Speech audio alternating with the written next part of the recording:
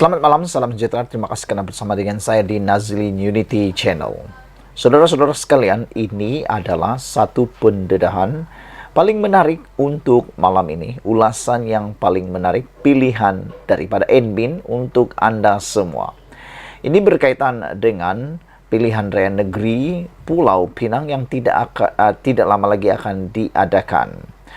Ramai yang menjangkakan bahwa Kerajaan Pakatan Harapan di Pulau Pinang akan tumbang, dan termasuklah Pakatan Harapan dan juga Perikatan Nasional mengatakan bahwa mereka akan berjaya menumbangkan Pakatan Harapan, terutamanya di DAP di Pulau Pinang. Namun demikian, hari ini timbul ataupun tampil Zahid Hamidi memberikan kenyataan yang paling boleh kata menjolok sarang tabuan, apabila beliau mengatakan bahawa menang 15 kerusi di Pulau Pinang. Ahmad Zahid Hamidi ingatkan Perikatan Nasional jangan mimpi di siang hari. Itu sebabnya saya katakan perkara ini mungkin telah menjolok sarang tabuan, iaitu sarang daripada Perikatan Nasional. Zahid mengatakan jangan mimpi di siang hari apabila Perikatan Nasional mensasarkan kononnya mampu memenangi 15 kerusi di Pulau Pinang. Saudara-saudara sekalian, keyakinan Perikatan Nasional PN untuk memenangi 15 kerusi di Pulau Pinang dan pilihan raya dianggap sebagai bermimpi di siang hari. Timbalan Perdana Menteri yang juga Presiden UMNO Datuk Seri Ahmad Zahid Hamidi berkata, pada ketika ini semakin ramai orang yang bermimpi ketika diminta mengulas mengenai impian Perikatan Nasional, khususnya PAS dan Bersatu bertanding di 15 kerusi Dewan Undangan Negeri DUN Pulau Pinang yang majoritinya adalah pengundi Melayu.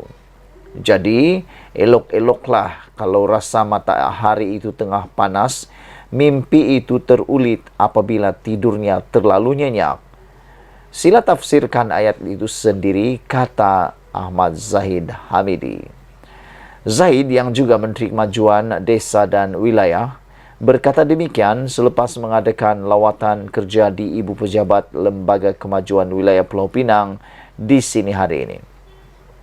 Pada majlis itu, beliau menyerahkan kunci kepada 10 penyewa yang mewakili 52 peserta projek perumahan Skim Perumahan Rakyat SPR Perda di Sungai Pulau Pinang, Kuala Sungai Pulau Pinang dalam daerah Barat Daya. Beberapa media tempatan sebelum ini melaporkan PAS dan Bersatu Pulau Pinang sudah mencapai persefahaman untuk membahagikan sejumlah 15 kerusi Dewan Undangan Negeri kawasan majoriti Melayu pada PRN akan datang. Pesuruh Jaya PAS Negeri Muhammad Fauzi Yusof dilaporkan berkata kedua-dua parti komponen Perikatan Nasional Negeri itu turut mengadakan perbincangan dengan mengenal pasti calon yang berwibawa. Saudara-saudara, pada pendapat anda sekalian, adakah siapa yang bermimpi sebenarnya? Adakah Zahid Hamidi yang bermimpi di siang hari ataupun Perikatan Nasional yang bermimpi di siang hari?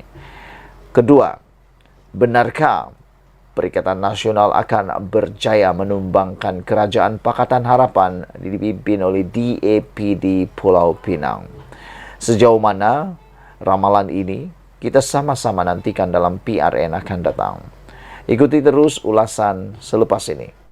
Selepas didakwa bermimpi di siang hari oleh Zahid Hamidi terhadap Perikatan Nasional, tampil mereka menjawab, menepis dan menjawab dakwaan daripada Zahid Hamidi ini dengan mengatakan bahawa kami tidak mimpi, kita tidak mimpi, Perikatan Nasional tidak mimpi, tetapi Zahid yang lupa, kata mereka. Ini memang menarik. Sasaran Perikatan Nasional PN untuk memenangi 15 kerusi Dewan Undangan Negeri DUN majoriti Melayu di Pulau Pinang dalam pilihan raya negeri PRN bukan angan-angan. Sebaliknya, realiti berdasarkan sokongan semasa terhadap gabungan itu, kata seorang pemimpin daripada Parti Bersatu, yaitu Ketua Penerangan Bersatu, Datuk Razali Idris, ketika ini sokongan terhadap Perikatan Nasional khususnya dalam kalangan pengundi Melayu kekal kukuh seperti mana diterima ketika negara berdepan pilihan raya negeri ke-15 pada November lalu, kata beliau. Namun demikian, saya teringat ketika dahulu UMNO juga pernah melalui keadaan seperti ini, atau Barisan Nasional mengelalui keadaan seperti ini.